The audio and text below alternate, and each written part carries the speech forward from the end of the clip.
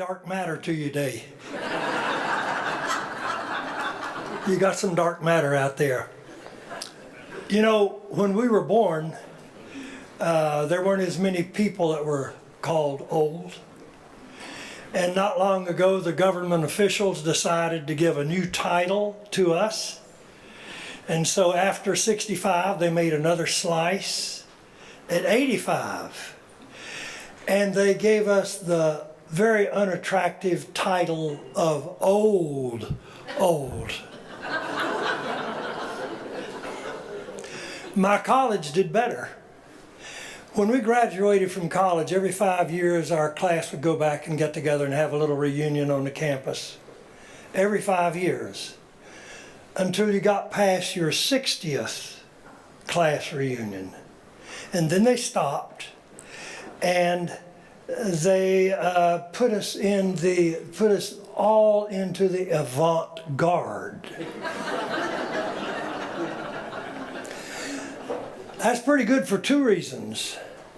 One of them is, if you made the avant-garde, you had longevity. That was good. Furthermore, if you made the avant-garde, think about that word.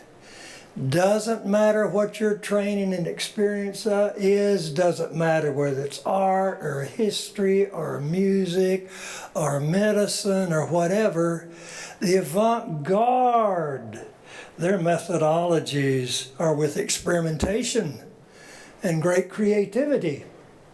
So to be in the avant-garde is not bad. As a matter of fact, it's pretty darn good, those things together. So today on my 85th, well actually yesterday, when I joined the avant-garde, I'm here to give you a gift. Freshly minted coin. Imaginary, of course. So stick your hand out, I'm going to give you a coin. Everybody put your palm out, I'm going to give you a coin. I'll see who's brave. Look, only about a third of you are brave. Okay. Look at this imaginary coin. It's about the size of the silver dollar that your grandparents used all the time. And I'm going to say it's minted in Philadelphia, which is where the $50 that your grandparents used was minted. Look around the curve at the top. It says, ICL Avant-Garde. And the symbol on it is a bird. And since this is a magic coin, it can be any bird you want it. I kept the eagle, but it might be the meadowlark or whatever your favorite bird is. But put your favorite bird on that coin. And then look just below the bird's feet. You see two words. Could be a motto for ICL. Cherish learning. Turn the coin over. Up at the top it still says ICL Avant-Garde. But there's a tree there. It can be any tree you want. Giant sequoia, Doug fir, or maybe a cherry tree in full blossom right now. But look down where the tree is rooted to the ground. Read those two words. It could be another ICL motto. Intentionally live.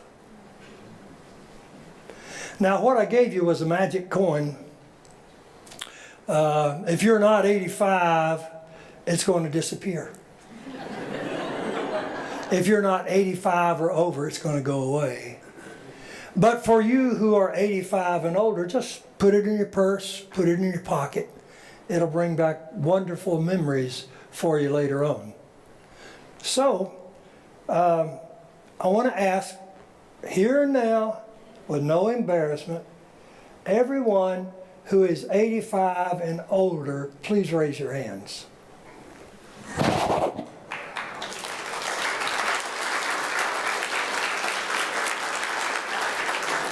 Thank you. Thank you. Now to complete the magic of this moment, you have to repeat with me two words of Teddy Roosevelt said by Harvey the other day. You remember the bully? I want your energy and everybody to say that twice. Now, bully. And the one last thing and we'll be done. Charge! 1, 2, 3. Charge! Thank you.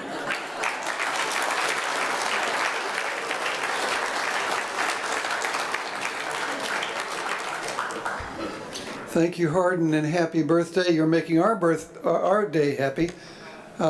He's one of many reasons I want to be 85. So I'm here to introduce this morning. I'm Bob Muir. I should be wearing my name tag, but it's back over there. Here to introduce Roz Chirac.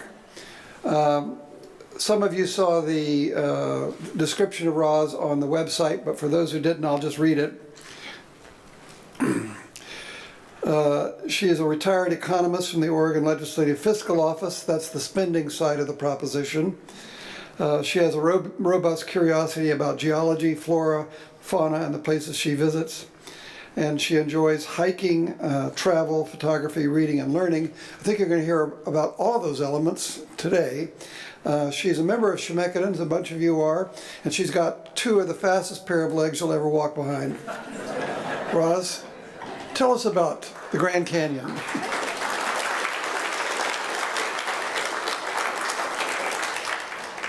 Thank you, Bob, for that introduction. I'll just start and Dave can maybe adjust the sound as needed, and the lights, actually. We're going to kind of turn off the lights. I hope that's okay with everyone because you'll be able to see the pictures much better. So the Grand Canyon is one of the most outstanding and most visited geologic wonders on Earth. And how many of you have been to the Grand Canyon? Oh my heavens, that looks like everybody, practically. Oh, well, that's wonderful. So you'll have experienced and have in your mind's eye the, what you've seen, the iconic canyon walls that I'll be talking about. So the Grand Canyon is in northwest Arizona on the western edge of the Colorado Plateau, and that location is key to how the Grand Canyon was carved. The Grand Canyon is not the deepest canyon in the world. Hell's Canyon of the Snake River on Oregon's east border is actually half a mile deeper. And the Grand Canyon doesn't have the oldest exposed rocks in the world. Rocks in Canada are much older, about 4 billion years old. The Grand Canyon is the longest canyon in the world at 277 miles long. But the Grand Canyon is unique and world famous because it provides one of the most complete geologic records on Earth and makes that record so accessible to us, the visitors. And also because it's a desert climate, there's not very much vegetation, so the rocks are very visible. The Colorado River carved the canyon, thereby opening the geologic book for us to read the nearly 2 billion year old story of the Grand Canyon. Trails that descend to the bottom of the canyon or traverse along the canyon walls allow us to walk through that geologic record and actually touch the rocks that were laid down through that 2 billion year period. And in fact, some of the trails follow visible faults that display the geologic forces that help shape the canyon that we see today. Now, I want to be clear, I'm not a geologist. I've had a long time interest in geology, which was piqued during a recent visit to the Grand Canyon. And in fact, my friend and fellow ICLer, Ken Ash, who may be over here, is the one who planned and organized that trip. So I feel very fortunate to be able to do that. So this presentation is based on that visit, seen through the eyes of an amateur geologist. I'm using pictures I took during that trip to illustrate the geologic story of the Grand Canyon.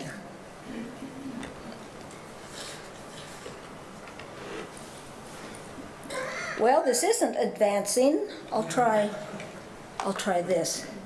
Whoop.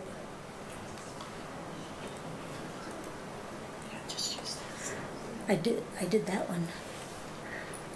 Why isn't it? But now that's on. Ah. Thanks. Okay, in part one, we will take a hike through the geologic time from the bottom of the Grand Canyon up to the rim to see how and why the different rock layers were formed. This part of the geologic story describes a changing landscape of volcanic eruptions, shallow tropical seas, extensive mud flats, vast Sahara-like deserts, mountain ranges that come and go, and the collision and breakup of 3 different supercontinents, all of which help shape the Grand Canyon area.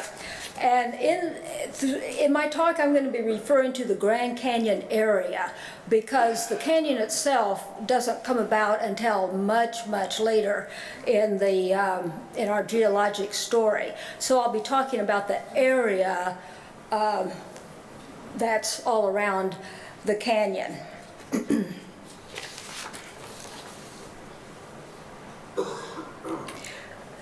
And then in part 2, we'll look at how the Colorado River carved the Grand Canyon.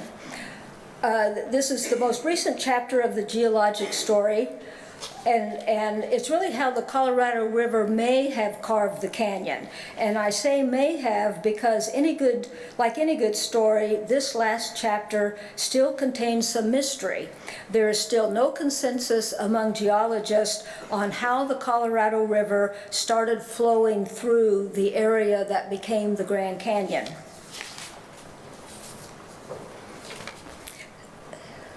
So let's start at the beginning.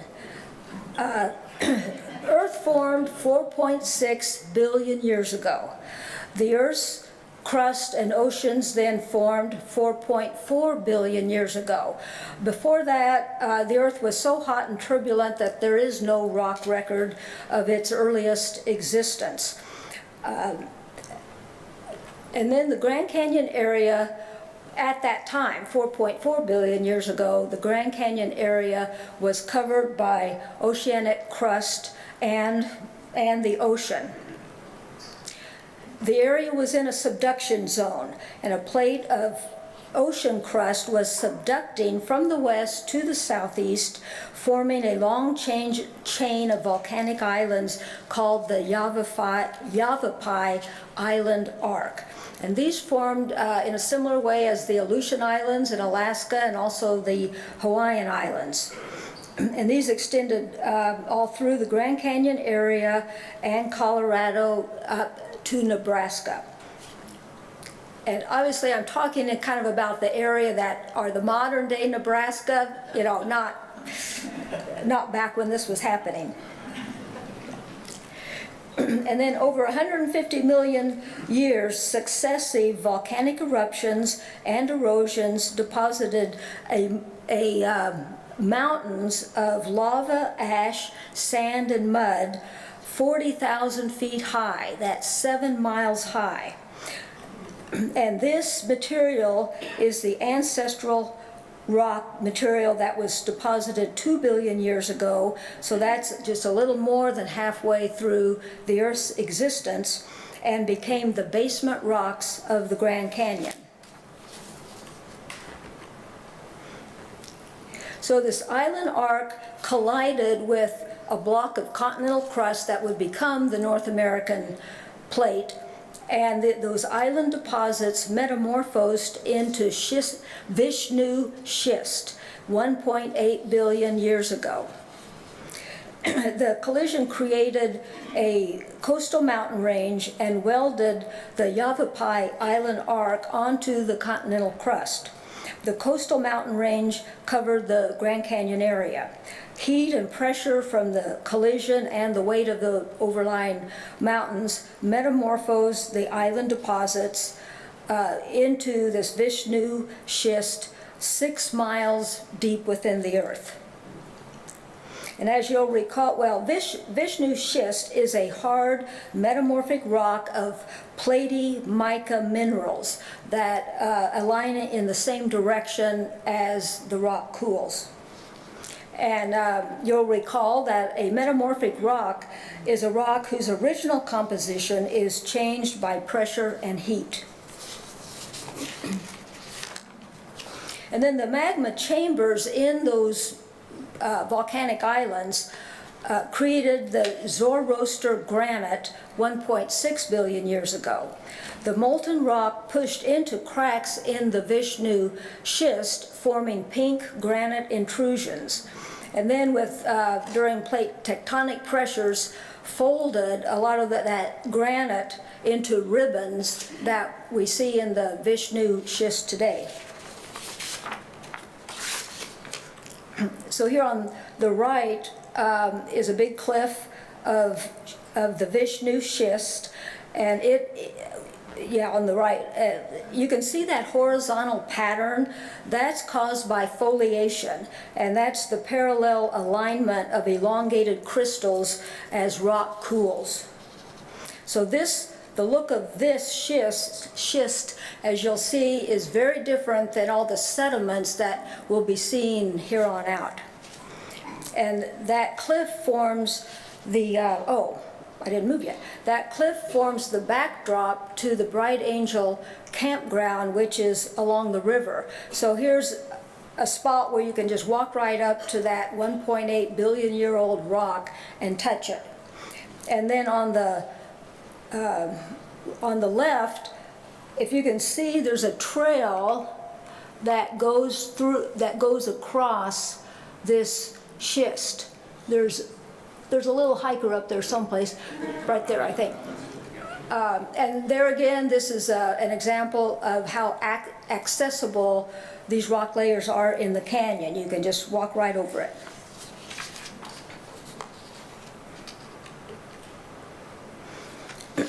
So this Vishnu Schist and Zoroaster Granite form real steep 1,000-foot cliffs in the inner gorge. But what is it with these names? You know, Vishnu Schist, where did that name come from? Well, rock formations are normally named by a geologist who first described them, and they're often named after nearby land features that provide a good example of that type of rock formation. So the Vishnu Schist, as well as the related Brahma Schist and Rama Schist, were named for nearby buttes and spires. The Vishnu Temple, which is a butte, is what the Vishnu Schist was named after. But those names in turn came from a geologist, Charles Dutton, who was so inspired by what he saw in the Grand Canyon that he chose names from mythology and legends of the world's cultures. But most of the other formations we'll see were named after nearby features, but a lot of those had Native American names. So after the Vishnu Schist formed deep within Earth, the mountain range overlying those rocks eroded over the following 500 million years. So the Vishnu Schist, with its veins of granite, was exposed at the Earth's surface by 1.2 billion years ago. So by then, the Grand Canyon area was a flat plain of exposed metamorphic bedrock lying at sea level. So then the Grand Canyon Supergroup formed from seafloor sediments deposited in the Bass Sea 1.2 billion years ago to 750 million years ago. And that Grand Canyon Supergroup are formed from sediments, which are rocks that form on the Earth's surface from weathered pre-existing rocks or from biological and or chemical processes. So first to be formed was the Bass Limestone, and it formed from bacteria mats and algae, because at this time life was still just single-celled bacteria, and this bacteria is called stromatolites. They form large mats on the seafloor.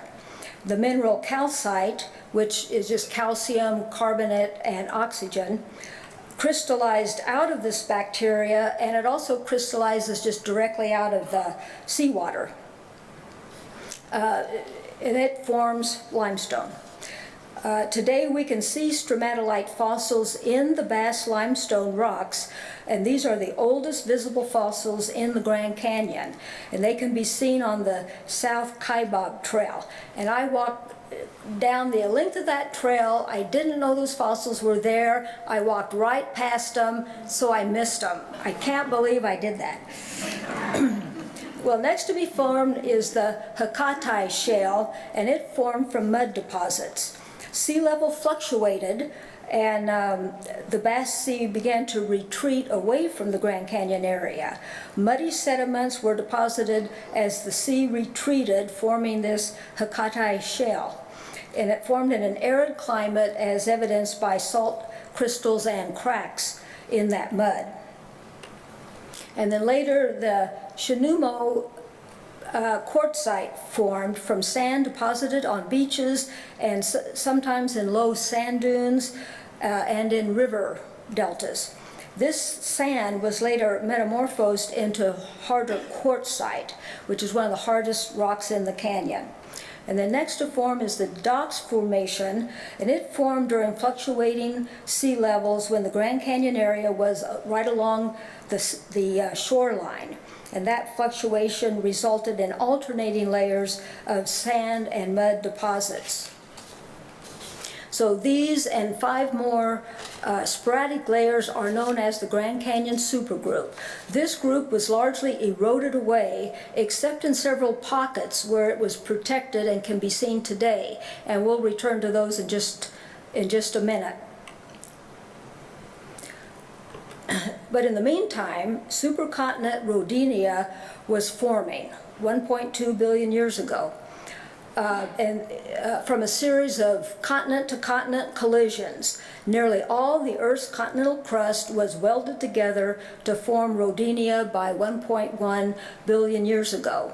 And the Grand Canyon area was about in the center of that supercontinent.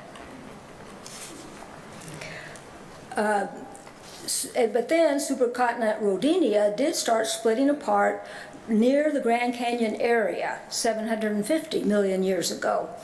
The land masses that would become Australia and Antarctica pulled away from the western side of the North American plate, leaving the Grand Canyon area near the western edge of the North American continent. Now that pulling apart or rifting stretched and weakened the continental crust and created a series of faults that run north-south, north and south through the Grand Canyon area. These faults uplifted the area above sea level and created a basin range landscape like we see in Nevada today. And when I refer to conditions in the Grand Canyon area, usually those conditions exist throughout the Colorado Plateau, a much larger area. And that area is about 130,000 square miles. It's roughly centered in the Four Corners area, but it covers, northern Arizona and then up kind of along this line through Utah, eastern and southern Utah, up to Colorado, and comes down the western part of Colorado and then the northwest corner of New Mexico. So it's this real large area. Of course, it wasn't a plateau at that time.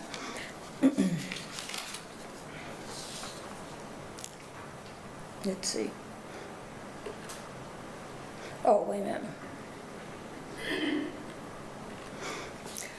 So the fault movements displaced and tilted the supergroup rocks about 750 million years ago. So some blocks of supergroup were lifted up above sea level and exposed to erosion. And this offsetting of these blocks was like 10,000 feet. So we're talking about a huge uplift and drop down. But then some blocks of supergroup were dropped down into pockets called Grabens, and this is, I think, German for grave. So this is a group that's been dropped down versus this block was thrust up, but the exposed layers then were eroded. And the drop down blocks were tilted about 15 degrees, and that's unusual because most all other rocks we'll see stayed horizontal the way they were laid down. Then erosion over 200 million years removed all but the drop pockets of supergroup. And so by 545 million years ago, the landscape was again nearly flat. And so it would have, this was exposed at the surface, this protected supergroup was exposed, and then, this was eroded off. So this was the surface after that. And so the Vishnu Schist and supergroup were exposed. And then after that, this Tapeats Sandstone was deposited on top, and that's what helped preserve this, through the rest of time.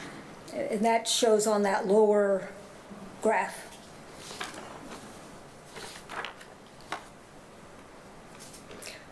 So there's only a few pockets of these visible, but this is an example.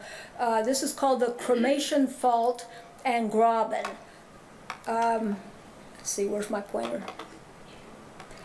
This is the fault line. You can see how distinct that is. And this is the supergroup block that had been laid down on top of the Vishnu Schist. Fault, dropped it down, and that's why it exists today to be seen in the canyon wall, because then it was protected by these overlaying sandstones. In most other places, that was all eroded away.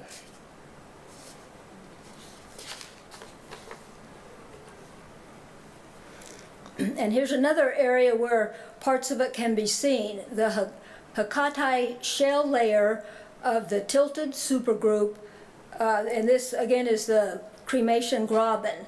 The trail, the South Kaibab Trail, goes right across that exposed area of the supergroup.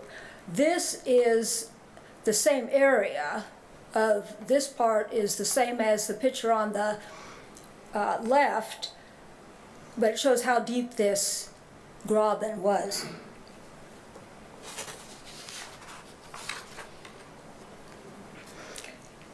And then the rifting of Supercontinent Rodinia also caused faults within faults. Here, again, the South Kaibab Trail crosses two faults that drop this purple Shinumo Quartzite down to the older Hakatai Shale level. There's the fault line.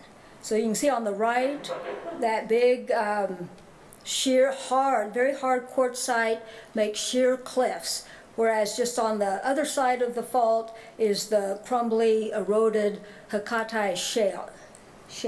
And again, the trail takes you right over that.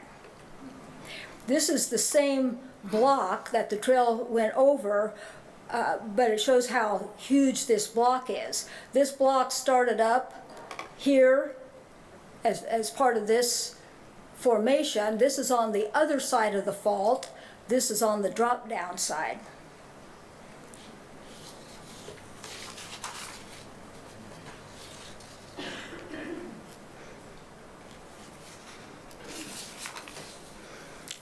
So, the Great Unconformity leaves a 1.2 billion year gap in the geologic record. This formed because the supergroup was eroded away in most of the canyon, creating this 1.2 billion year gap. This gap is world famous because it covers a quarter of the Earth's existence. This shows the gap here. So you have the very old 1.8 billion year old Vishnu Schist, then everything on top had been eroded, and then the Tapeats Sandstone was deposited about 525 million years ago. That creates that 1.2 billion gap. Pretty amazing.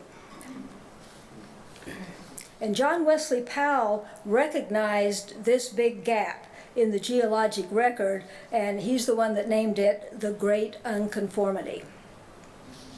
And now many of us probably know John Wesley Powell as an explorer, and he was the first white person to float all the way down the Colorado River through the Grand Canyon. But he was also a geologist, largely self-trained, and he surveyed the geology of the canyon on his 1869 trip. That was his first trip through, and again in 1872. He led another expedition where he developed several trails on the canyon walls to get better access to the rock formations to study. And that trip in 1872 produced the first maps of the Colorado River and a number of scientific papers. He was also appointed director of the U.S. Geological Survey in 1881. He was a professor of geology and a founder of the National Geographic Society. So there's a lot more to Powell's contributions than I had realized.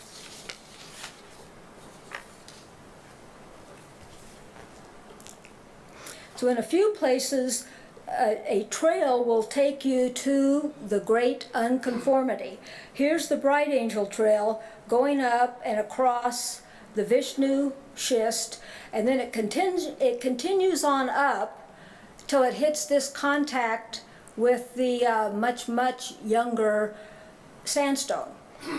So here's that trail. I've hiked up to the contact.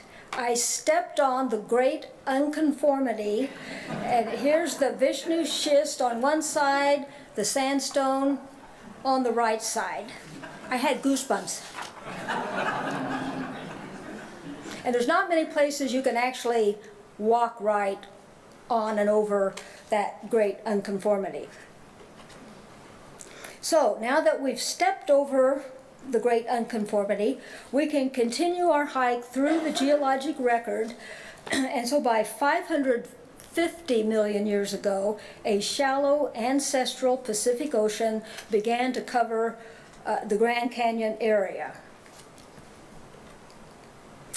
The erosion of the exposed supergroup left large quantities of quartz sand.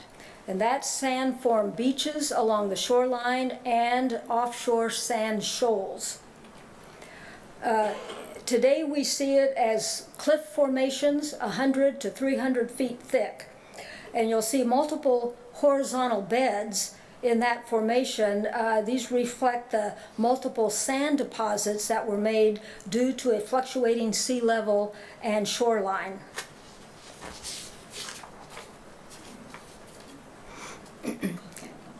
And the Tapeats Sandstone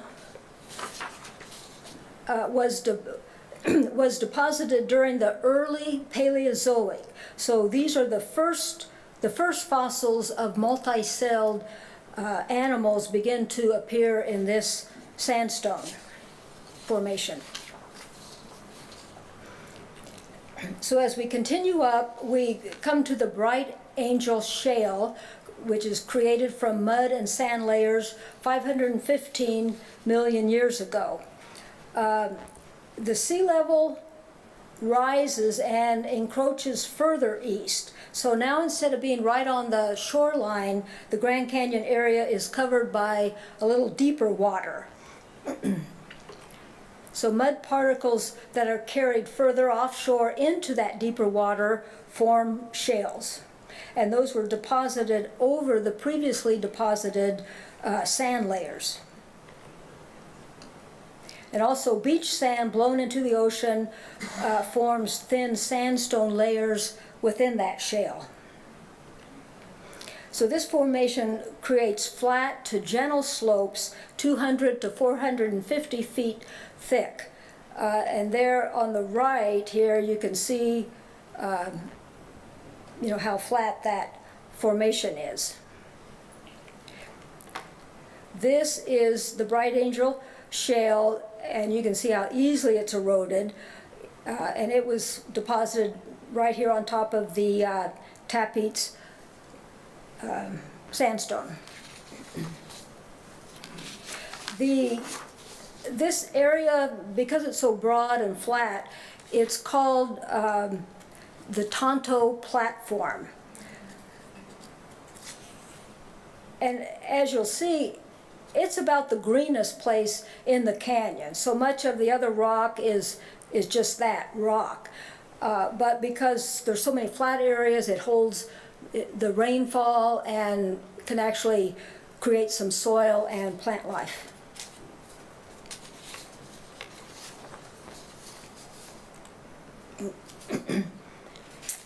Also, a lot of fossils in that shale, a number of different kind of burrowing animals, and including fossilized wave patterns that you can see in the shale.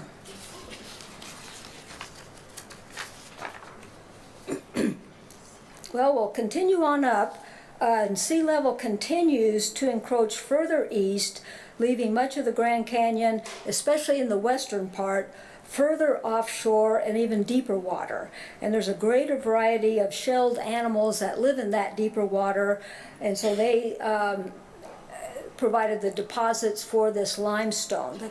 The calcite minerals in their shells formed the limestone. And we see it as thin-bedded cliffs and ledges 150 to 800 feet thick. And you'll notice how much more of a slope this section has because it's on this harder limestone compared to that very flat Bright Angel Shale.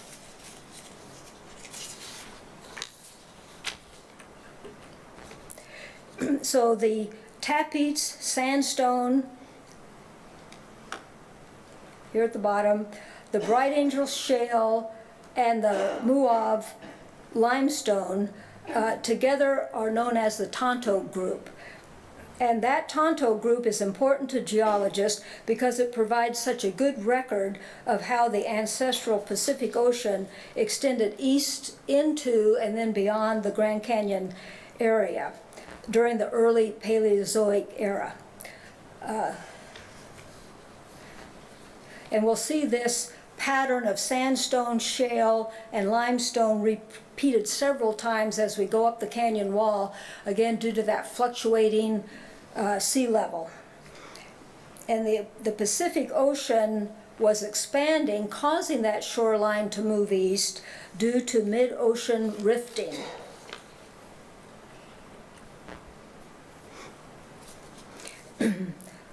But then the sea drained away from the Grand Canyon area after about 380 million years ago, and some exposed sediment layers were eroded. But then the sea returned by 340 million years ago, and it did fluctuate off and on, but at its highest, it covered all of western North America. So again, this formed limestone layers from the calcite deposits by the marine animals in this warm sea, and it creates very, very erosion-resistant cliffs 400 to 650 feet thick. And this one is called the Redwall Limestone. But you may be thinking, limestone is supposed to be light gray. Why is this limestone red? Well, because it's stained by rainwater that has seeped through the overlying red mudstones in the Supai Formation, which we'll get to next, and also the Hermit Formation. There was a number of red shales and mudstones deposited on top. And in fact, in this picture, this looks like red paint dripping down the wall of the canyon, painting this red, which is basically what was happening with that groundwater seeping through and running over the top after it's run through the red mudstones. But here I think is the probably the actual color of the limestone.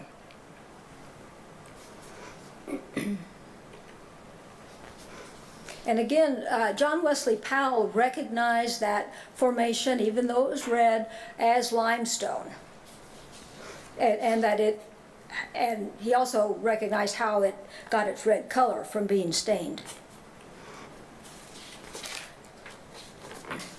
So the Redwall Limestone is hard, but rainwater dissolves calcite. And so it can create pock marks and even caves in the Redwall.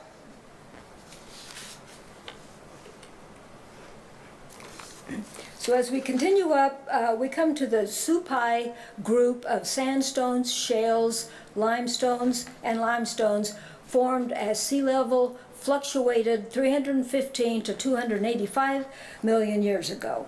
And during this time, supercontinent Gondwanaland was centered over the South Pole. And it consisted of what later would become South America, Africa, Australia, Antarctica, and the India subcontinent. But it did not include the North American continent or the Eurasian continent.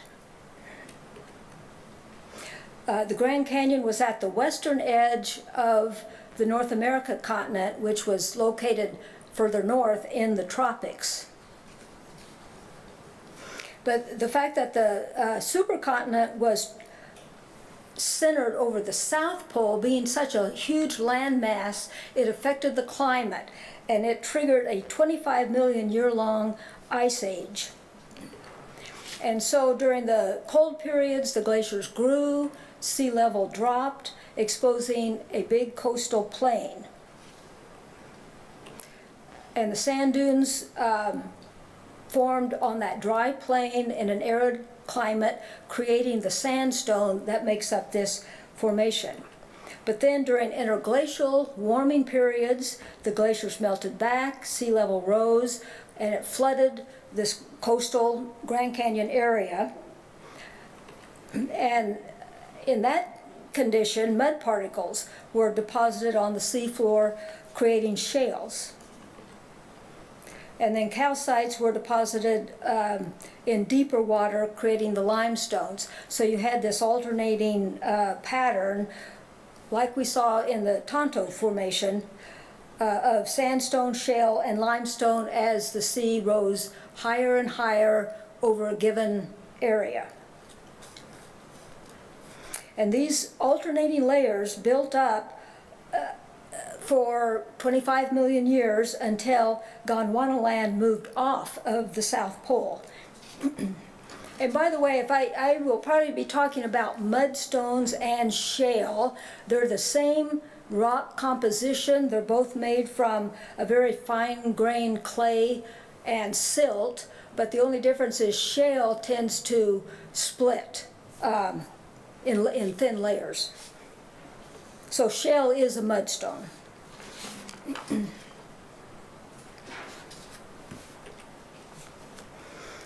And today we see this formation in interbedded cliffs and slopes 600 to 700 feet thick. And you can see it has so many kind of shelves because of the alternating type of rock. Limestone being harder, shale being easily eroded away and makes those slopes. So the trail passing through the Supai Group goes by fossilized sand dunes there we see on the left, as well as fossilized just sand layers that you can see in the rock. So next we hike up into the Hermit Formation. It was formed when rivers flowing from mountains dropped their muddy sediments 280 million years ago. So by now, Gondwanaland has moved off of the South Pole and started colliding into the eastern edge of the North American continent, and this collision uplifted the Appalachian Mountains to Himalayan heights, like 30,000 feet high. The South American part of Gondwanaland began pushing into the southern edge of the North American continent and uplifting mountains, including the ancestral Rocky Mountains in what is now New Mexico and Colorado. So the Grand Canyon area was a low coastal plain flooded by meandering rivers. And those rivers wash sediments down from the ancestral Rocky Mountains, and those sediments were dropped, and it created the mudstone on the coastal floodplain. And this creates slopes up to 300 feet thick. So this is the Hermit Formation, this through here. These mudstones also tend to be red, and they're setting on top of the red Supai Group. And again, this red mudstone is what stained the Redwall Limestone.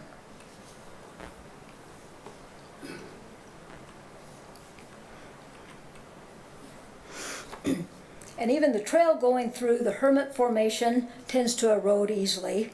And on the right, you can just see how crumbly and mud-looking that rock is. But as Gondwanaland continued to drift into North America and the Eurasian continents, the supergroup or supercontinent Pangaea was forming about 280 million years ago. All the Earth's continental plates were now connected into this supercontinent surrounded by the ancestral Pacific Ocean. Supercontinent Pangaea was centered on the equator but extended from pole to pole. And again, this large landmass, but now being at the equator, led to a hot, arid climate in the Grand Canyon area. And this set up the conditions for our next rock formation. So now we've hit the Coconino Sandstone, and it was formed from giant sand dunes in an arid climate 275 million years ago. So the rivers dried up, and this Sahara-like desert had 1,000 foot high sand dunes that formed the sandstone. And that desert extended not only all through the Colorado Plateau, but up into Montana as well. And all the previously eroded mountains and dry riverbeds provided the source of sand for all this sandstone. And it creates very sheer cliffs, 50 to 300 feet thick. So as the climate dried, it caused big cracks in the underlying Hermit Formation of mudstones. And some of those cracks were like 20 feet deep. And then as the sands blew over the shale, some sand filtered down into those cracks. And this example, this is actually sand, stone now, basically veins in the Hermit Formation that, when sand had blown down in those cracks. There's several of them along here. And this contact between the Hermit Formation and the Coconino Sandstone, I mean, it looks like this all happened in one day. Like the Hermit Shale dries out, it cracks, sand starts blowing over, filters down in those cracks. And in terms of geologic time, it probably did happen very quickly. And then on the right, this is the Coconino Sandstone also. This is basically a fossilized sand dunes. Sand dunes form diagonal cross-bedding in the rocks, and you can see some of these cross beds are tilted, and this is basically a fossilized sand dune, several piled on top of each other.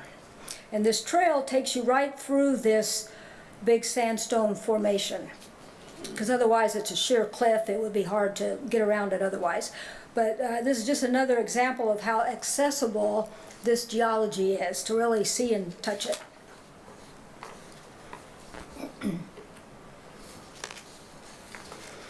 So then a little later, the Toroweap Formation formed in an intertidal zone 273 million years ago.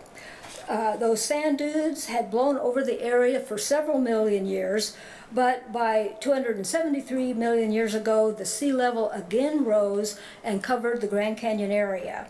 The eastern canyon was in the intertidal zone and received both limestone and sandstone deposits, but the western end of the canyon was under deeper water and received mostly limestone deposits. And so together these are known as the Toroweap Formation.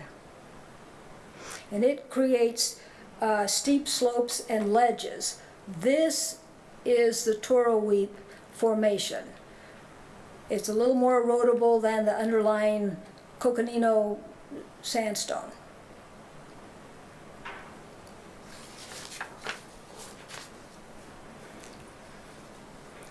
And now, as we make our way up near the rim, the Kaibab Limestone formed from calcites when sea level rose 270 million years ago. And this was the last time the sea would rise and cover the Grand Canyon area. But this time, the ocean shoreline extends well past the Grand Canyon area into eastern Arizona. And fossils of shells, corals, and sponges abound in this area. And again, this limestone creates high cliffs. And at this time, the climate remained arid.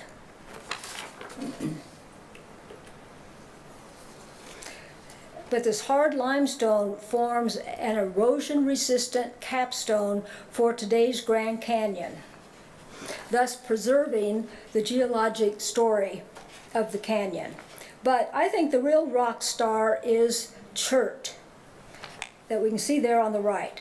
Chert is fossilized sponge spicules, and those are the stiff internal structure of the sponge. It's made mostly from silica, which is very hard, and it kind of serves as the rebar of the limestone. And here's more rock stars of the Grand Canyon. And you can see how huge some of these nodules are, and it's very prolific throughout this limestone layer. So we've reached the rim. Maybe we should do a review of all these rock formations we've come through. We've hiked nearly 5,000 feet up from the Colorado River and through 1.8 billion years of geologic history. We started with the metamorphic Vishnu Schist and Zoroaster Granite at the river level, and those were formed 6 miles deep within the earth and later exposed at the surface. And then the sedimentary layers of Grand Canyon Supergroup covered the Vishnu Schist, but most of that was eroded away except in those protective grabens. Then the Tonto Group of Tapeats Sandstone, then Bright Angel Shale, and then Muav Limestone were consecutively deposited as the sea level rose. The Redwall Limestone formed in a fluctuating sea. And then the Supai Group of sandstone, shales, and limestones also formed in a fluctuating sea, but after it had moved out from before.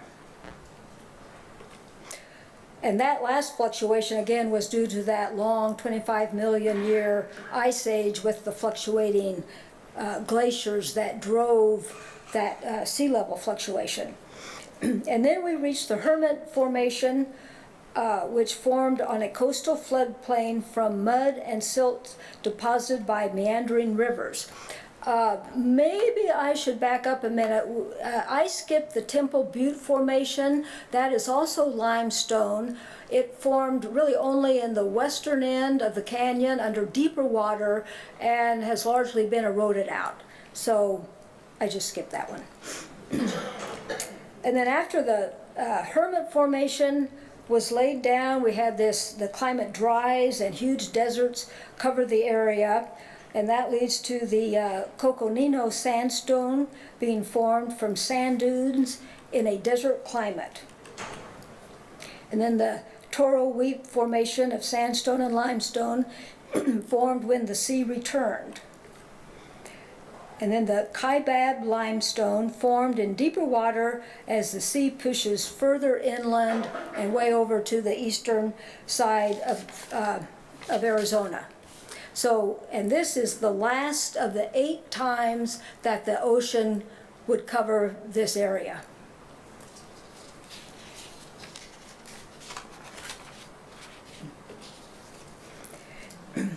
So we've covered 1.8 billion year geologic record from river to rim, and now it's complete. So let's take a break there, and maybe we can have some questions first, and then have our break.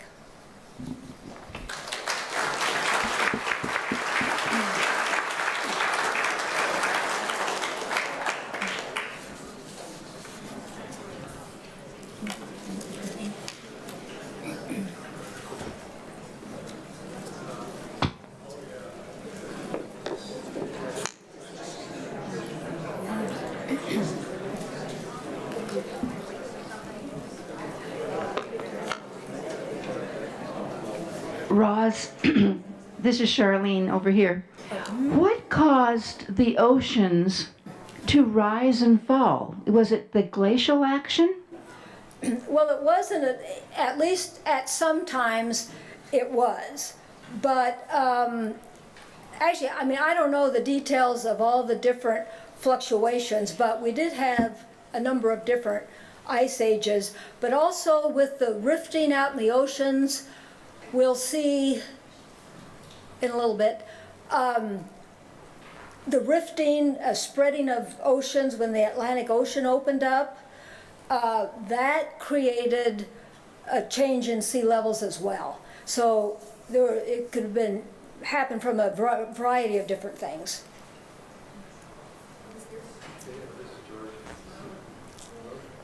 We covered 1.8 billion years.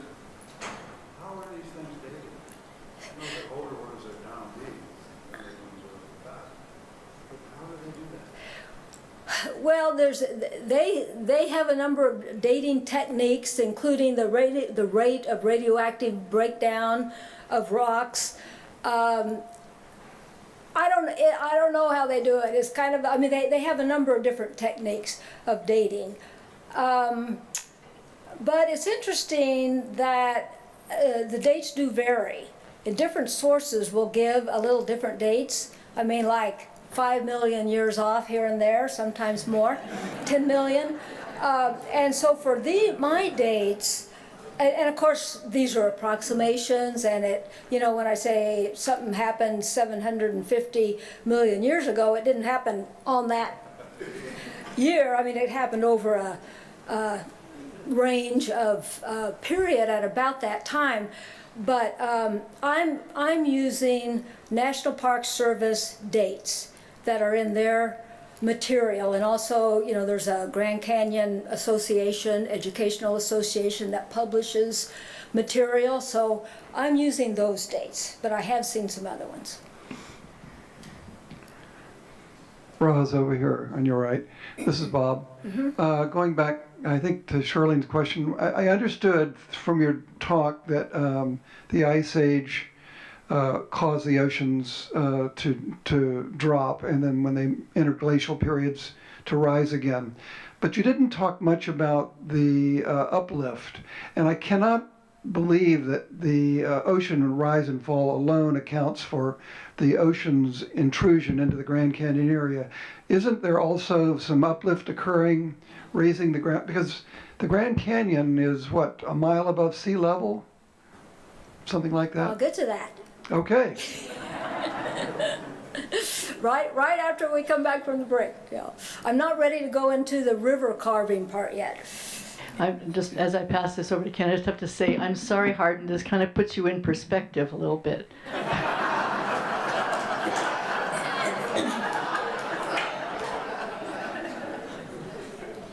Hi, this is Ken. Not a question, just a comment. I've always been fascinated by John Wesley Powell. He lost an arm fighting in the Civil War. Mm-hmm. And so he did all those things Roz mentioned with one arm. including lead that first expedition, which was so rough that two of the guys said they weren't going to make it, and they decided to walk out of the canyon, and that's the last history recorded of them. In fact, there's a famous picture, I don't know if it's true, but like a drawing or something, of Powell hanging from, he lost his right arm, hanging from his left arm from a tree growing out of a cliff in the canyon wall, and somebody else on the expedition trying to reach down and grab him to get him up. I mean, he did some pretty amazing things in his explorations, yeah, with the one arm. Hello, my name is Sally Hopkins. I'm over here. Okay. A few years ago, well, I've been to the Grand Canyon several times, and we lived in Phoenix. But the last time I went, we went to the northern side. Did you go to the northern side? I haven't. It is so much beautiful. It has many, many aspen trees, and we went there in October, and it was absolutely spectacular to see. The other thing is the wind was blowing very hard that day, and that weekend, and it was about the third day, I guess, that we went out on this one bridge, and the only way we could get out on it was to crawl because the wind was blowing us so hard. The other thing was, when we drove up to the lodge that day, when we arrived, there was this gigantic bus sitting there. I mean, it was the biggest bus I've ever seen. And, but, you know, you just kind of ignore it. And we went on in and registered, and we had a room there, and so we got our room. But it was about 1:30, we decided before we started sightseeing we would have lunch. There was one, they seat you. There's one other couple in there eating, but that was okay. They seated us right next to them. And I didn't pay any attention at first until I started listening to his voice. And I thought, my goodness, his voice sounds familiar. And I listened again, and there was this man with his back to me, and his wife sitting facing him, so I couldn't see her. And then the woman, park ranger, was sitting there talking to them. It was Gerald Ford. Wow. And then I noticed, which I hadn't noticed when we came in, at every table, at every corner, there were 4 corners, there were 2 guardsmen. They were sitting there with their pressed khakis with the seams creased and their shoes shiny, sitting there watching out for everybody. The other thing was, all of a sudden, there appeared 2 more up at the top of the stairs where we'd come in. So we were like kind of like the outsiders, and we were the only other people there. But anyway, it was fun to watch them and listen to them, and you could just hear and learn all about the whole thing. But it was just fun. Yeah, hi, Roz. Is there any theory, or have they found out how water first formed on the earth? Because that has been the determination for everything that followed. Not that I know, I didn't look into that part. But, I mean, it must have formed, well, from comets. I mean, the short answer, as far as I know, is it was delivered from, you know, the ice and water on comets that hit the Earth, and that supplied our water. And that must have happened pretty early on, because what did that say, 4.4 billion, you know, 4.4 billion years ago. There was already oceans, you know, I mean, the crust had consolidated, there was oceans covered. So that's my short answer. One here, you had mentioned that there are about 7 times the ocean is extended into the Grand Canyon area. Is there any sort of forecasting when the next flooding will come? And should we think it's the big tsunamis now.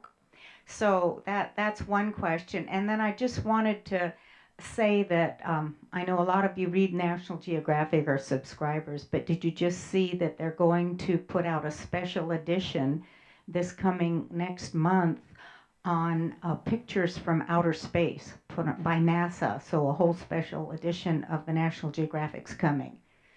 But if you have any thoughts on the next ocean inundation, I'd be interested. I don't, as far as the Grand Canyon's involved, but I fully expect the ocean to rise through global warming and affect low-lying and coastal areas near it. But I'll be talking a little bit more about the subduction zones, the ring of fire, and depending on what happens with those in the future, yeah, we could see another ocean intrusion. All right, I think it's time. Oh, one more question here before the break. This is for Nell Ross. Right here. I just want to tell you, you bring a whole new meaning to the word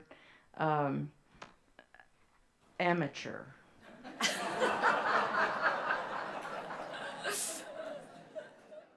Okay, so now we've hiked up from the river and have seen that the 1.8 billion year geologic record is complete. Or is it? The capstone, that top Kaibab limestone layer, formed 270 million years ago. That's a long time ago, even in geologic terms. So were there no sediments deposited on top of that limestone? And this limestone was deposited from the calcium carbonate shells of marine animals living below sea level. So how did it get 8,000 feet above sea level? And where did that big canyon come from? So now we'll turn to the missing geologic story from 270 million years ago to the present. So although there's no deposits on top of the Kaibab limestone, there are in nearby mountains, there is preserved a record of 2 more sedimentary layers that were deposited on top of the Kaibab, but they later eroded away. So as the sea drained back west, again for the last time, it left the Grand Canyon area just a little above sea level. So mudstones and sandstones were deposited by slow meandering rivers over that area. And in conditions similar to how the Hermit Formation was formed much earlier. But then larger conglomerates of pebbles and rocks were deposited by faster flowing rivers 225 million years ago. And these fast-flowing rivers from the south indicate that the land to the south was uplifted. And the breakup of supercontinent Pangaea by around 230 million years ago was an indirect cause of that uplift. Pangaea broke apart when the Eurasian and African continents drifted away from the North and South American continents. This opened up the Atlantic Ocean. And as it expanded, the Pacific Ocean on the opposite side of the Earth necessarily had to shrink. The drifting continental plates created subduction zones around the Pacific Ocean that we know today as the Ring of Fire. And one of these subduction zones was formed near Phoenix, Arizona. And it uplifted mountains that were later eroded by these fast-flowing rivers, and those rivers that deposited those larger conglomerates. The subduction zones created earthquakes, volcanoes, and a series of mountain ranges throughout western North America. But the Colorado Plateau itself was on a stable block of crust and remained quiet, flat, and near sea level. But the 4,000 feet of conglomerate sediments covered that Kaibab limestone, and actually the weight of that layer helped cement the Kaibab deposits into limestone. But then all those newer sediments eroded away, but geologists know they were there because there's traces of them in nearby mountains and cliffs. So then the shallow, this Pacific Ocean plate subduction under the North American plate became more shallow about 65 million years ago. And that more shallow angle created greater friction further inland. And this caused compression uplift of the Colorado Plateau to 8,000 feet above sea level. So this is the first time that Colorado Plateau is actually, was raised up high like we know it today. The Colorado Plateau was flat, high, and encircled by mountains by about 45 million years ago. And that uplift was uniform, so the horizontal rock layers remained undisturbed. And this is a pretty unusual occurrence when you consider all the pressures and shifting that can take place with those subduction zone collisions. And then later, the Mogollon Highlands, west of the Grand Canyon area, gradually collapsed. I hope I remembered to mention those earlier. They had uplifted, but then they collapsed gradually from 30 to 16 million years ago because of the loss of compression pressure from a dead subduction zone off the Southern California coast. And that collapse caused rivers that had previously flowed through that area to either dry up, pool, or be rerouted. And geologists know nothing about the river drainage system during that time. The upper Colorado River existed by about 45 million years ago. Some geologists think much older than that, but did not flow through the Grand Canyon area. So this loss of compression also caused faults that created the basin and range landscape that we see today in Nevada, western Utah, and southern Arizona. The Grand Wash Fault broke at the western edge of the Colorado Plateau, creating an escarpment that dropped off into a basin to the west. And the Grand Wash Cliffs, which exist today, are at the western end of the canyon. They form that escarpment today.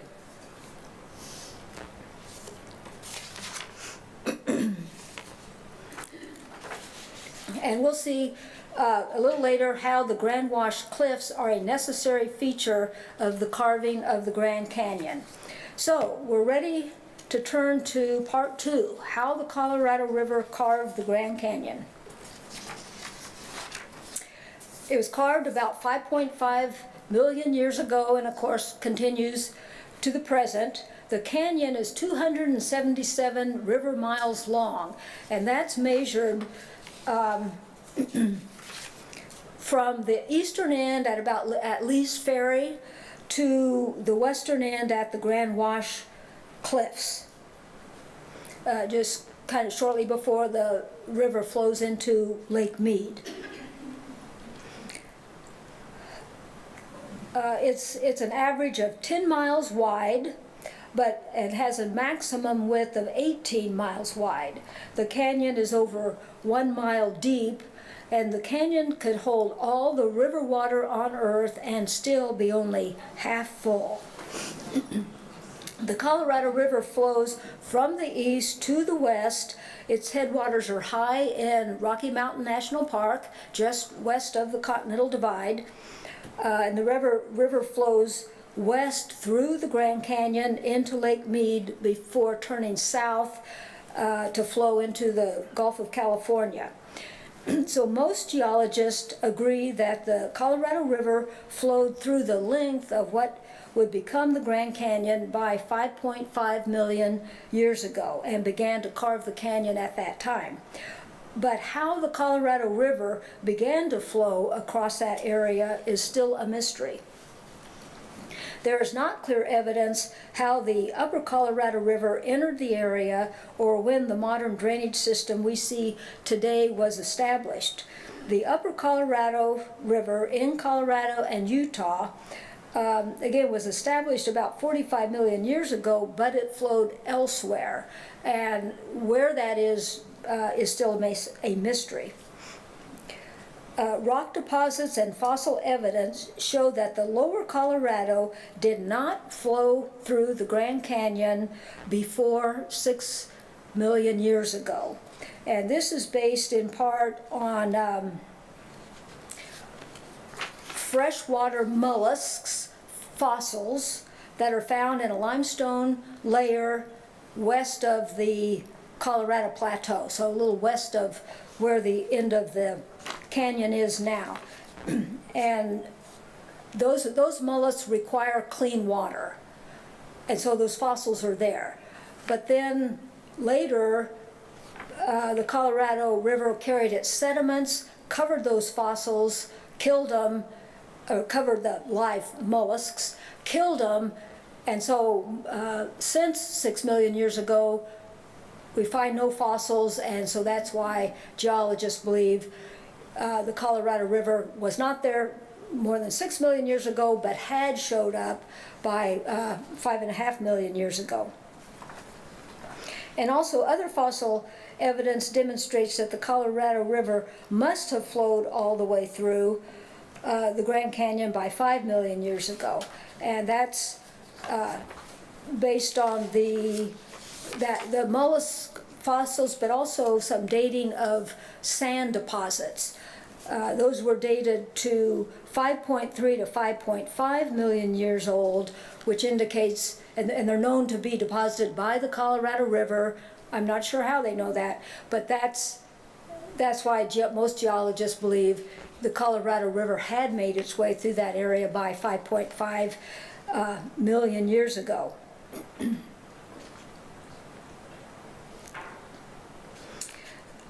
But whether one or more rivers began to carve the Grand Canyon before the lower Colorado arrived in that area is still being debated.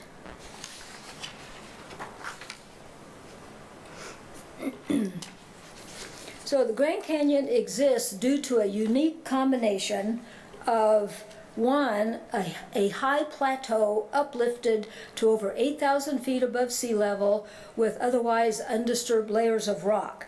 And a high elevation is needed for a deep canyon. A river-carved canyon cannot be deeper than the rocks are high.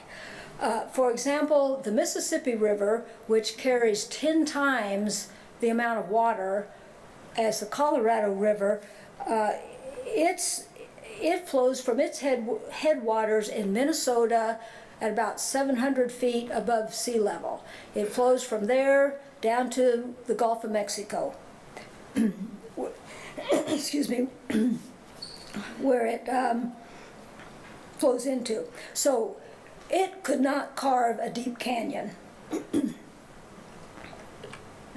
And then two, extreme elevation difference between the high Colorado Plateau and the low basin created by the Grand Wash Fault.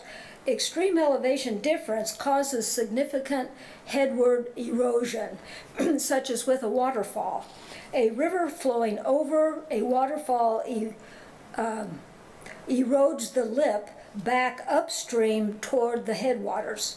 And the plunge pool below the falls increases the stream depth. And then three, of course, you need a large, fast-flowing water source. Fast-flowing water down a steep gradient has greater erosion power than does just the volume of water itself. A fast-flowing river can carry much more sediments from small grains of sand to big boulders than can a slow meandering river. And it's the sediment load that batters and abrades the riverbed like a jackhammer that actually causes the erosion. The Colorado River is 3,100 feet above sea level at its eastern end by Lee's Ferry, and then, but only 925 feet above sea level at the Grand Wash Cliffs at its western end. So that gradient change of 2,175 feet through the canyon is what powers that fast flow of water.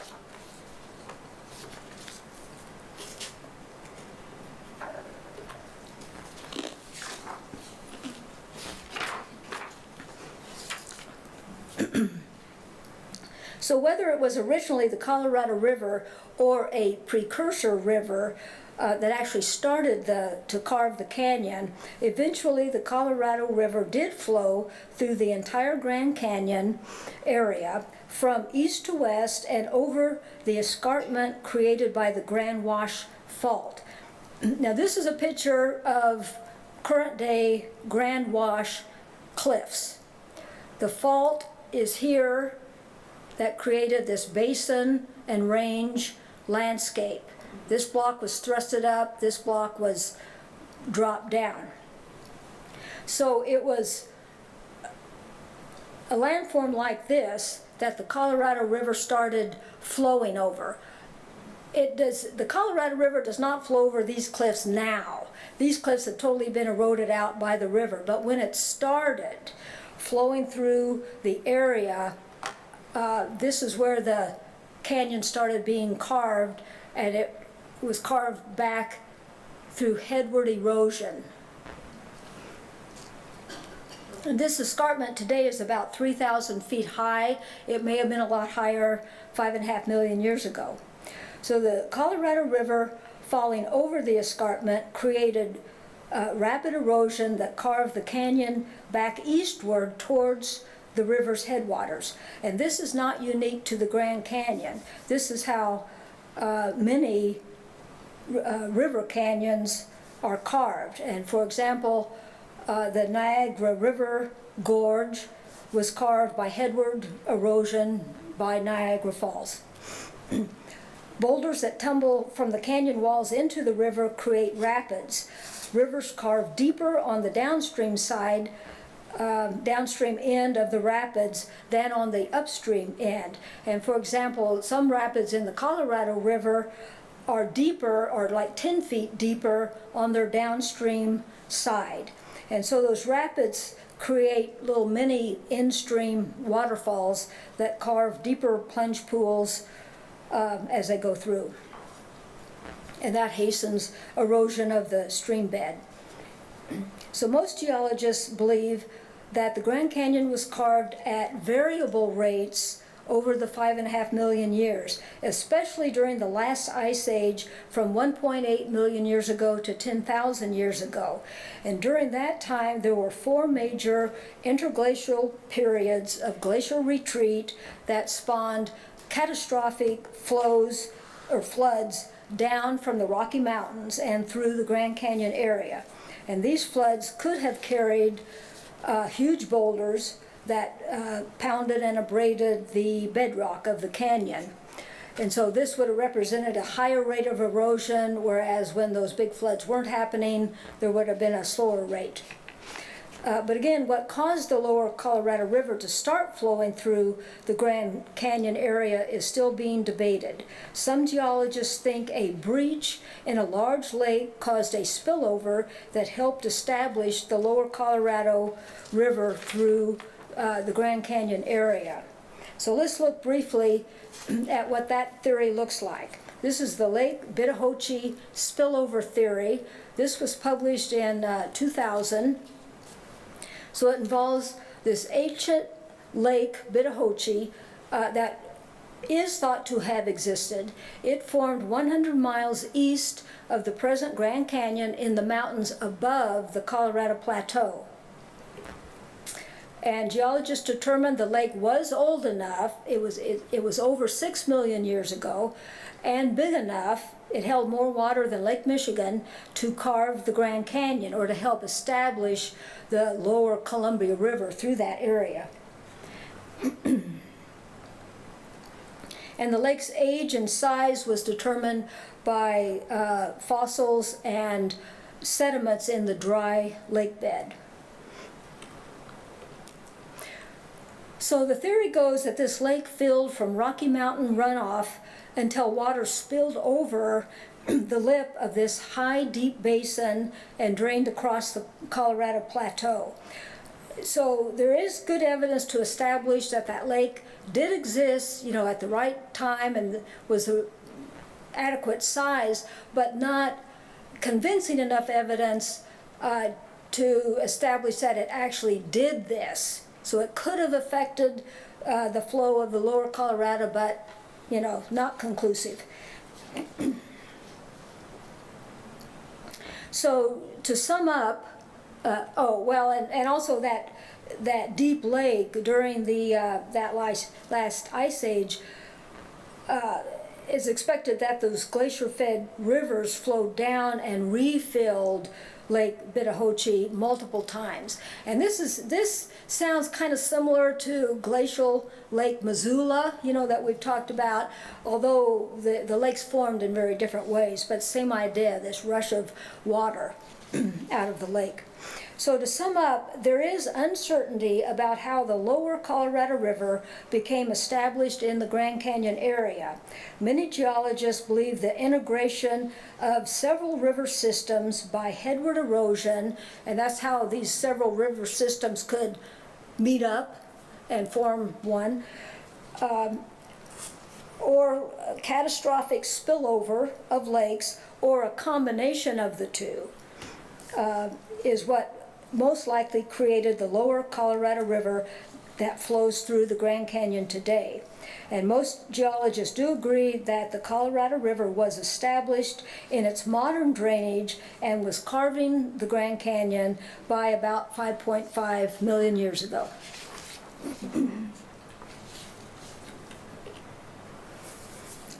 But the canyon is about 1 mile deep, but it averages 10 miles across.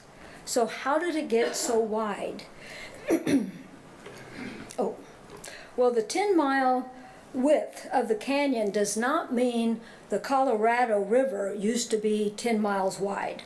Today, the river is about 300 feet wide and has likely been that wide since the end of the last ice age, except during major flood events.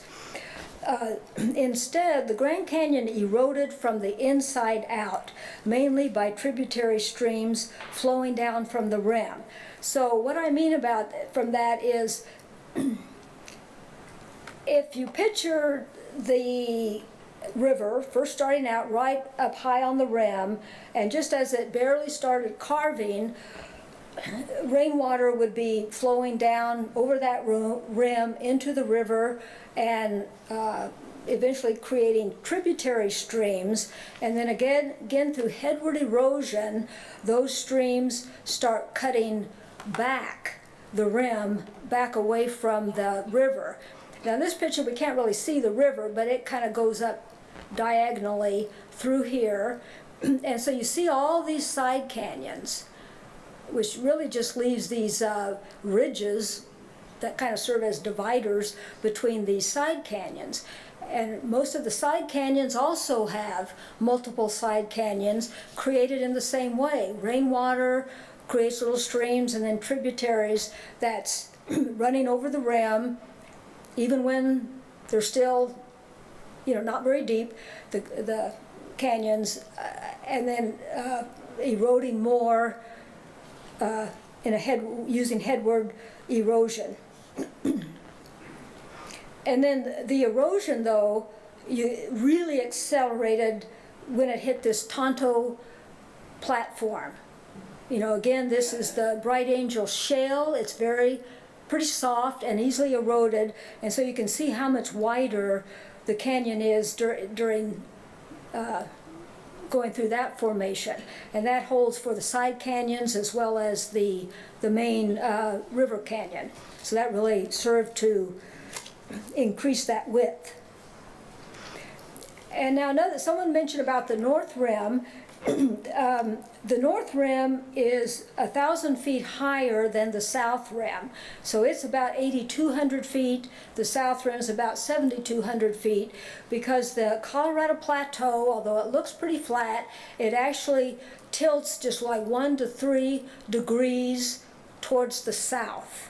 And so that north side was actually uplifted a little more.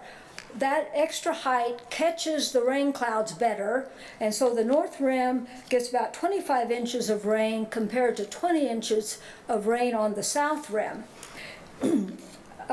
So that extra rain and the fact that that North Rim is tilted towards the south, the rain is, running down over that north lip, eroding back that north side of the canyon, and also groundwater is draining to the south towards the river, which means eroding those side canyons. Compared to the South Rim, less rainfall to begin with, but the rain that falls, and including the groundwater, it's all draining to the south away from the river. So that's why the North Rim is actually twice as far eroded back from the river than is the South Rim. Now this big ridge in the foreground is Cedar Ridge. The South Kaibab Trail goes down this ridge all the way into the inner canyon. So we'll look at that ridge next as kind of an example of how this width erosion works. It's carved by, all the canyon is carved by weathering and erosion. Weathering breaks down the rock material. It does it by physical weathering, which is the mechanical breakdown of rock by abrasion, and then rainwater runoff and flash floods carry sediments down these side canyons that abrade the sidewalls and stream bottom, expanding the width and depth of the side canyons. And also springs emerging from the canyon walls remove saturated rock particles and undermine the slope where the spring emerges in a process called spring sapping. And those springs then create new tributaries that continue the erosion. Freeze and thaw cycles is another form of physical weathering that creates cracks in otherwise hard rocks. And then there's also chemical weathering, and it's the chemical change of rock minerals when exposed to solvents. Water is a solvent that can break down rock given enough time, but rainwater picks up carbon dioxide in the atmosphere to make a weak carbonic acid, which increases the solvent power of rainwater. And also groundwater can absorb more acids as it travels through soil and rocks. So water, especially acidic water, dissolves silicates, which are in sandstone and shales, into softer clays.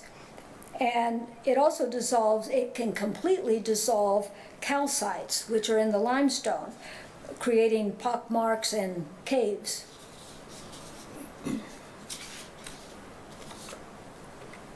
So then it's erosion that actually removes or relocates the weathered rock. Now today I've used the term erosion, and I think most lay people do just call the weathering as well as what's technically considered erosion. I'm using the term erosion to really refer to both of those effects, but technically erosion is actually the process of removing the loosened, the battered down particles. And water is the main agent for removing weathered rock. From springs to larger tributaries, it carries that weathered rock sediment down the side canyons and into the Colorado River, where it's flushed out to keep the river from filling up. So this example shows Cedar Ridge. The trail is going down a side canyon along the side of that ridge. This is limestone, but you'll notice this little vein of soft mudstone is up here. It's eroding out faster. The freeze-thaw cycles have cracked this limestone, and as it's undercut by the faster erosion of the soft rock, those larger cracked blocks will fall under their own weight. And here's a big piece of limestone that has fallen. There's several more down here that have tumbled down.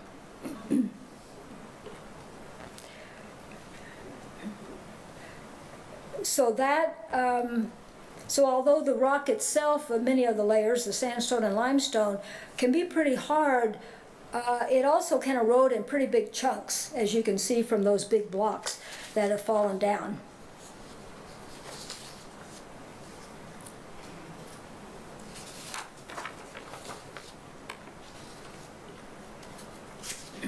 So the Grand Canyon's geologic story is still being written.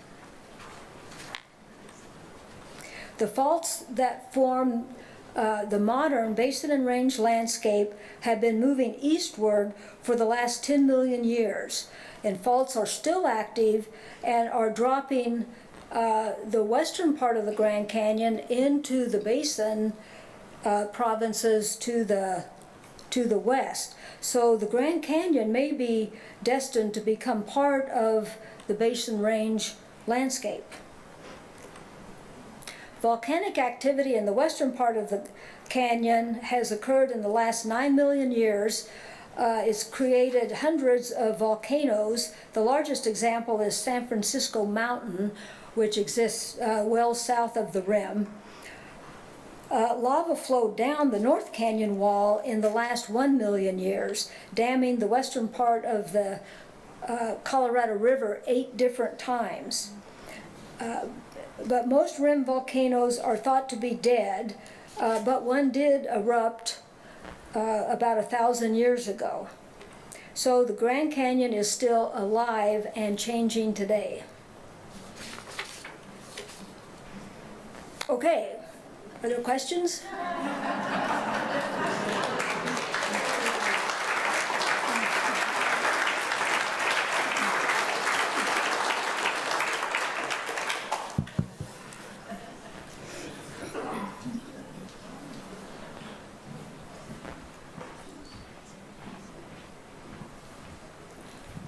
This is a comment, because I've already seen part of this already, but I would love to see you do Hell's Canyon.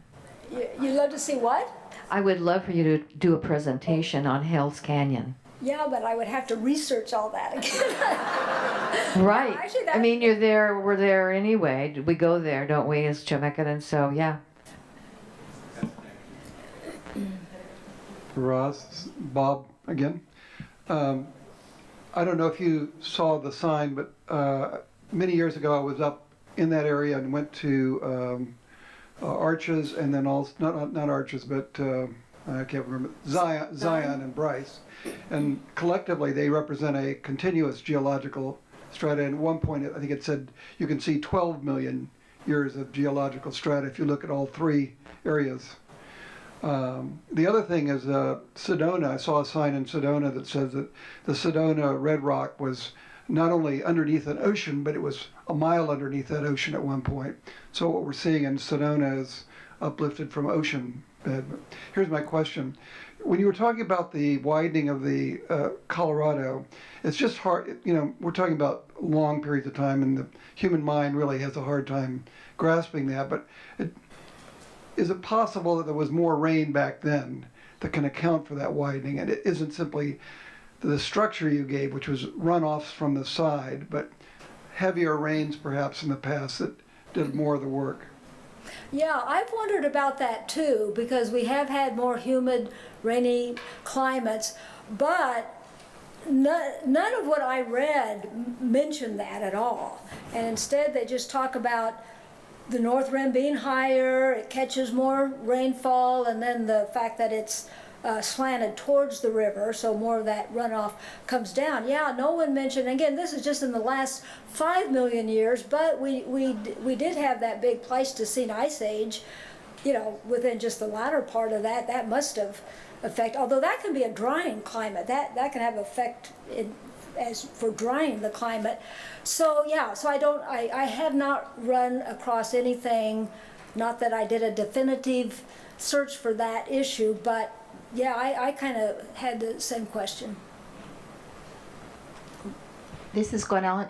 This is just a simple question. How wide are the trails? You pointed out a lot of trails, and so how wide are they? Are you walking right over the edge, or do you have some space to move?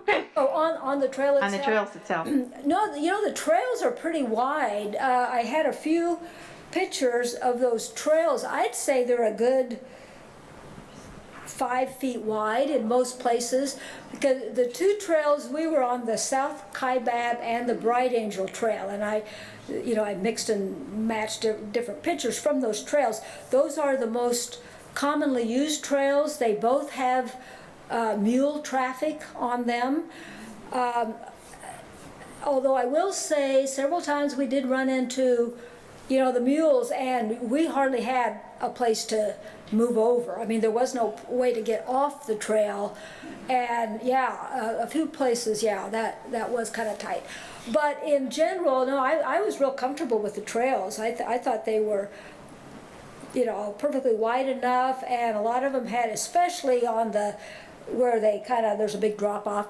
There's big, you know, maybe 2-3 foot big stones that have lined the trail, you know, on the downhill side. So even if you happen to stumble and fall, I mean, it would be real hard to fling yourself off the edge of the trail. Yeah. And they were graded so well, I never felt like, you know, especially like going down, that it was so steep you might slip. I never felt that.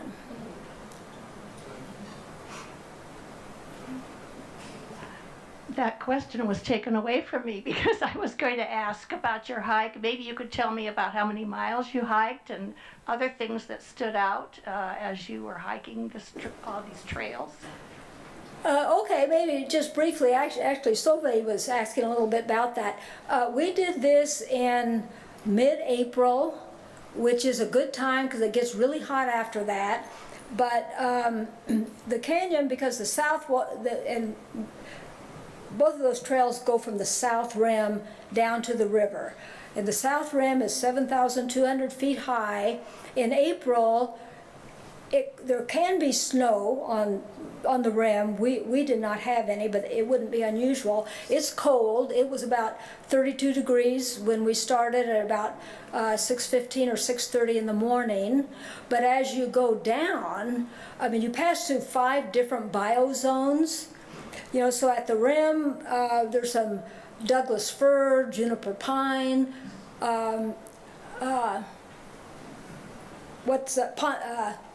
ponderosa pine at the rim, you know, because it's high, it's cooler, whereas down at the river, you're in desert biozone, there's cactus, lots of sand, it's very hot. So by afternoon going down, it was at least 80 degrees down at the river.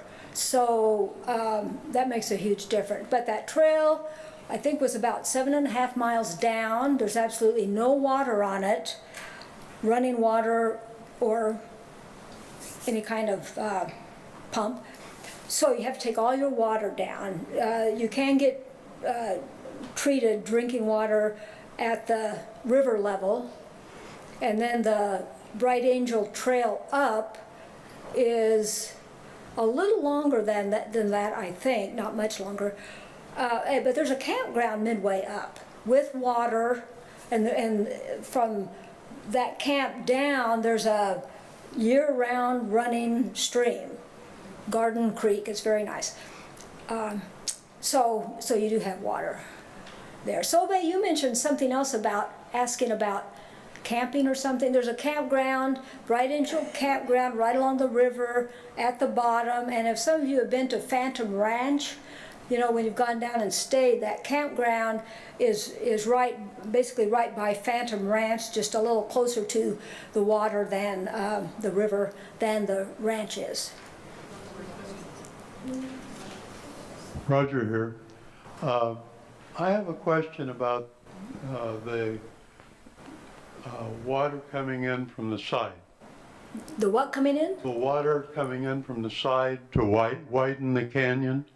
And it seems to me that there should be more evidence of those side streams, and they should look something like the Colorado itself. I'm trying to picture these side streams falling as a waterfall over the edge of the rim without cutting a slope back from the rim that would still be in evidence. Why is that not there? Well, they are in evidence. Those are the big side canyons you see, because that water flowing over the rim. And let's just say the Colorado River has just started its headward erosion. It's carved the canyon 1 foot deep. So the rim is here and there's only 1 foot deep. Well, the water coming over the rim flows down into the river and immediately starts its own headward erosion for that side canyon. And so the evidence is there. I mean, you have these huge, long side canyons that, you know, it started right next to the Colorado River and was eroded back to the what we would call the head wall of one of those side canyons. It was eroded back. And so currently the erosion keeps happening, pushing those side canyons further and further back away from the river. And geologists have noted that, I mean, I think there's one waterfall. There's hardly any waterfalls because they all started, those side tributaries, once there was anything to, you know, this foot deep canyon, once there was anything to flow down into, they immediately started carving their own side canyons, and all of them, except whatever creek forms this one waterfall, all those tributary streams flow directly into the Colorado River. So they are down at rivers at level, and so geologists note that that's evidence that those tributary streams carving the side canyons are as old as the Colorado River carving the main canyon. And otherwise, they started right away. Otherwise, they wouldn't have been able to keep pace with the Colorado River, you know, carving down as the canyon got deeper and deeper and deeper. So they meet the canyon at the main canyon at, you know, the Colorado River level. So does that answer your question? I have a question over here, and that is, this is Gretchen talking. You said that it was both the volume of water and the speed at which it was moving, the level it was dropping, that determined the power to carve out the canyon. And have geologists, using that data, have they been able to determine, is erosion happening less now? Is the river less powerful, less volume than it once was? Are they measuring that over a period of years? Is that critical information as we study the canyon? Well, I haven't run into like a modern erosion rate, but I would guess that the rate of erosion is much less now. I mean, I'm pretty sure it's much less now because, one, the river has reached that very hard Vishnu Schist. It's going to take it a long time to make much progress through that. And with the Glen Canyon Dam upstream, a lot of the sediment load is dropped in Lake Powell behind that dam. And so the Colorado River still has a lot of sediment. I mean, it has a lot of sediment and picks up more as it comes through the canyon, but nowhere like in the days before the dam. And I did read that the Colorado River, before the dams were put in, carried like 300,000 tons of sediment a day. And I would think that would be a maximum. I mean, I actually read that. I cannot believe that, but, and you know, and so it doesn't carry anywhere near, and plus it doesn't flood as much because of the dams again, to carry those big boulders that are, you know, really pounding on the bedrock. So I would think it, you know, it would be much lower, but I don't have a, you know, modern day average rate to give you. Roz, this is Ruth Ann. I'm interested in the hike that you took down. What time did you start? How long did it take you? The whole trip. You mean time of day? Okay, well, like I said, we started about 6:15 to 6:30, and that's why that first picture I had my down jacket on. I mean, it was in the morning, it was cold. And we hiked all the way down in maybe 5 or 6 hours. We got into the river camp at about 1 o'clock. It was already quite warm. We did take a number of rest breaks, lunch break, you know, so it was a fairly leisurely hike down. There's no water though, so you do have to carry all your water. So we hiked down, we camped, and you have to have permits. I mean, it's hard to get reservations to use the campground. We camped 2 nighs due to Ken's excellent trip planning. So on the second day, we didn't have to hike out right away. We did a day hike on the north side of the canyon. That second day, so camped the second night, and then the next day we started up the Bright Angel Trail, just midway up, and camped at Indian Garden Campground. Again, it's an established campground. It has piped in drinking water. So we stayed there 2 nights. And so the next day we did a day hike across the Tonto platform to see some side canyons. I mean, it was real interesting. And then the next day hiked the rest of the way out. Yeah, so we camped 2 nights, I mean, four nights, 5 days of hiking. Yeah. One brief question. It's been a few days and a few liters of water flowing. Where is the sediment? I think a lot of it's stuck behind Glen Canyon Dam and is filling up Lake Powell. I mean, that's what happens with most dams that are put in.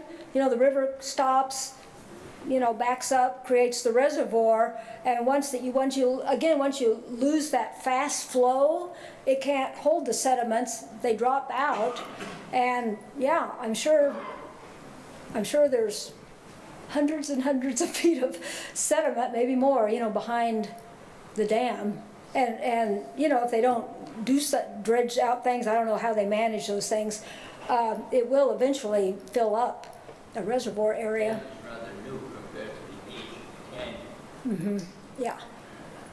Roz, I floated down the river on a rafting trip, and we floated down the first trip in the season, and they had just that spring flushed the dam. They have an outlet, and they had never used it before, but it was filling up so seriously that they did let some of the sediment out of the dam. Therefore, we had different beaches than had ever been there before for camping, and the whole situation was new for our boatmen. But they do flush the sediment out of the dam now. It took them many years to get there because they were afraid of what would happen. Yeah. So it will not fill up with sediment. That's how they manage it. Yeah. And I know from rafters, they have had problems. I mean, before they did this flush out, there was no way to replenish these beaches or sandy beaches along the river where the boaters would camp. But over time, those all just got washed out with all the other sediment, you know, that the Colorado River was taking. And so this release where the sediments could be replenished, I think most of the rafter guides saw that as a plus to how it affected the canyon. It kind of put it back in its more natural state. Hi, Roz. This is Dave. Could I, how many people were on the trip, and are there people in the audience? Could they raise their hand who were on it with you? Yeah, there's 6 people on the trip. 5 of us are here. My compadres are right down here. All right, thank you very much.